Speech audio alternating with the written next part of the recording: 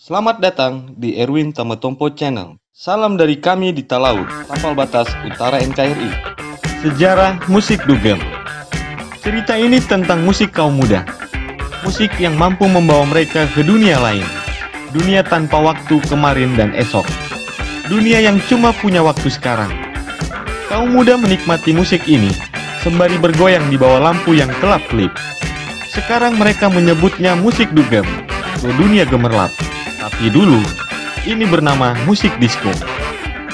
Berikut ini, sejarah lahirnya musik dugem atau musik disco di dunia, serta bagaimana masuknya musik disco di Indonesia.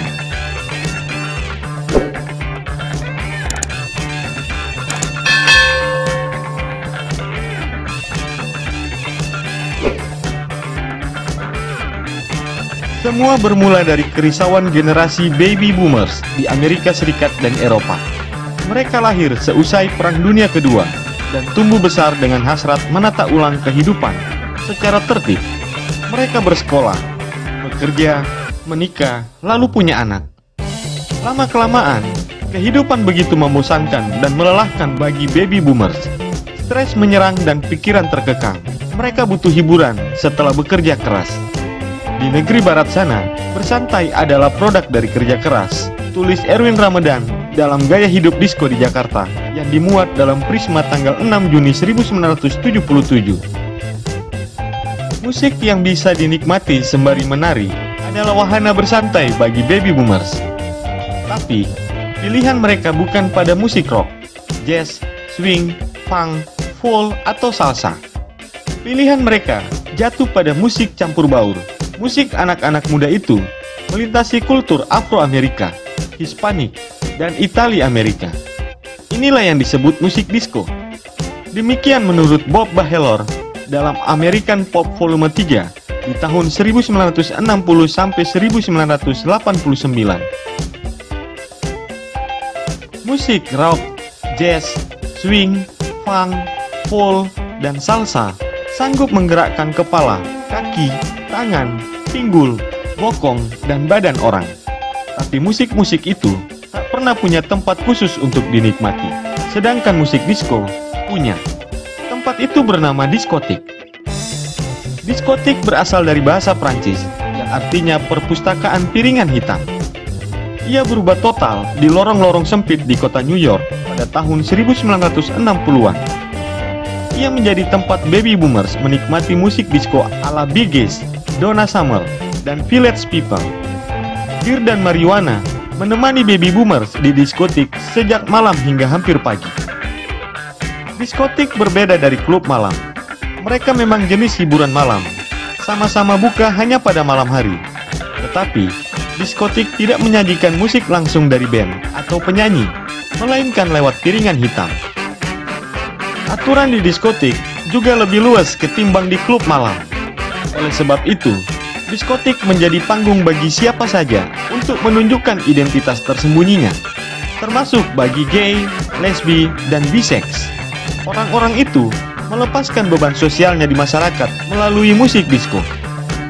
Mereka menggerakkan tubuh mengikuti lagu-lagu disco yang bermuatan sensualisme dan kebebasan bercinta.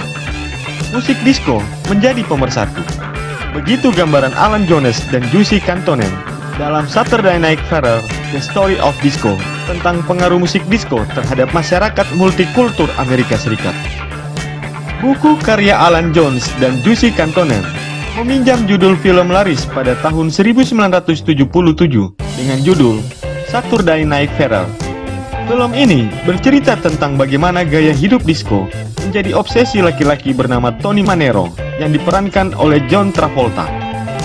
Film ini mempunyai andil dalam menyebarkan musik disco berikut gaya hidupnya ke seluruh dunia.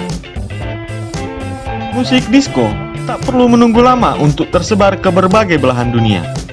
Seorang pengusaha muda bernama Ahmad Fahmi Al-Hadi membuka diskotik pertama di Indonesia dan di Asia Tenggara pada November tahun 1970.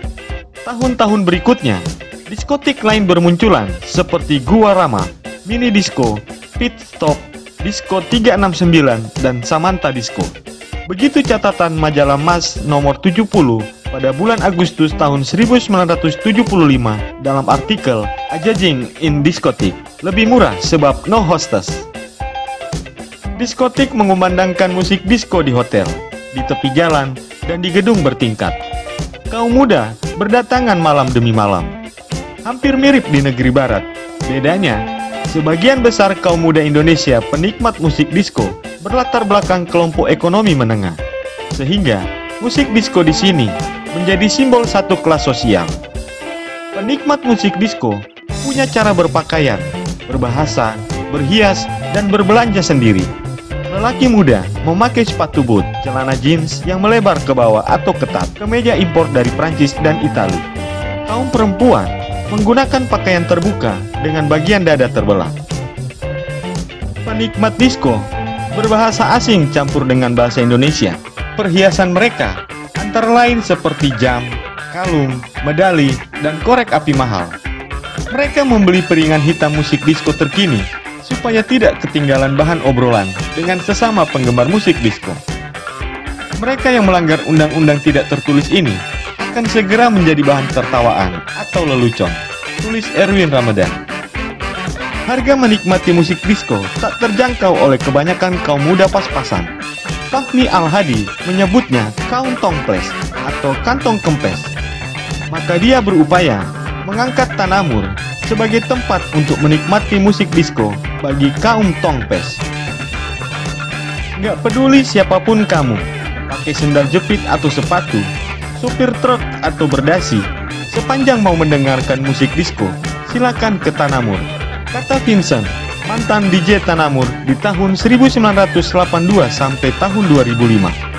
Tapi, harga masuk Tanamur dan segelas bir tetap kelewat mahal bagi sebagian besar kaum muda di Jakarta. Kaum muda tongpes ini hanya bisa membayangkan musik disko dari liputan media massa seperti MIDI, Maria, Mas, dan Kompas. Hingga datanglah anak muda bernama Adiguna Sutowo, putra Direktur Pertamina Ibnu Sutowo. Beliau mengantarkan musik disko dari rumah ke rumah. Merinding Disko, begitu Adiguna menamakan diskotiknya. Adiguna bersama dua kawannya membeli seperangkat alat disko muktahir dari Singapura. Dari lampu, sound system, sampai piringan hitam. Peralatannya membuat minder disko-disko lain. Tulis majalah Mas nomor 61 di bulan Juni tahun 1975. Adiguna menyewakan alat-alat ini kepada penikmat disko. Harga sewanya cukup tinggi. Kaula muda kaya biasanya menyewa mereka untuk merayakan pesta ulang tahun ke-17 di rumah. Teman-teman si penyewa datang ke rumah dan menikmati musik disko secara gratis. Ada juga kaula muda yang patungan untuk memanggil merinding ke rumah. Mereka hanya butuh izin dari tetangga sekitar dan ketua RT. Adiguna mengaku tak mengharapkan untung dari penyewaan peralatan disko. Pendirian diskonya ini semata-mata hanya untuk menyalurkan hobi saja, daripada berkeliaran yang tidak karuan, tulis Mas. Dari merekalah, musik disko kian melekat dengan kaula muda di berbagai kota. Merinding tidak hanya menyewakan alat disko di sekitaran Jakarta, melainkan juga ke Bogor, Bandung, Yogyakarta, dan Makassar. Lagu-lagu disko mereka selalu paling baru, semuanya lagu barat. Selain oleh liputan media massa dan merinding, musik disko tersebar pula berkat andil pemutar kaset. Harga pemutar kaset lebih murah daripada pemutar piringan hitam. Begitu pula dengan harga sebiji kaset. Inilah sebabnya orang-orang banyak membeli kaset ketimbang piringan hitam. Kaset disko menjadi kaset yang paling laku. Saluran radio turut mengakrabkan musik disko dengan kaum muda. Saluran Prambors menjadi saluran radio yang paling digandrungi untuk mendengarkan musik disko. Prambors bahkan mempunyai diskotik sendiri yang bernama Prambors Diskotik. Prambors juga menggelar lomba disc jockey atau DJ, pemutar piringan hitam di diskotik, dan mengadakan jambore penikmat musik disko seantero negeri. Begitulah musik disko. Lama-kelamaan tak lagi menjadi simbol status sosial kelas menengah, tetapi dapat dinikmati oleh semua kalangan. Itulah sejarah musik dugem atau musik disko. Terima kasih telah menonton channel ini. Jangan lupa like dan share. Tonton pula ulasan profil dan fakta tokoh-tokoh politik dan pejabat negara lainnya. Jangan lupa subscribe dan tinggalkan tanggapanmu di kolom komentar. Sampai jumpa di video-video kami selanjutnya.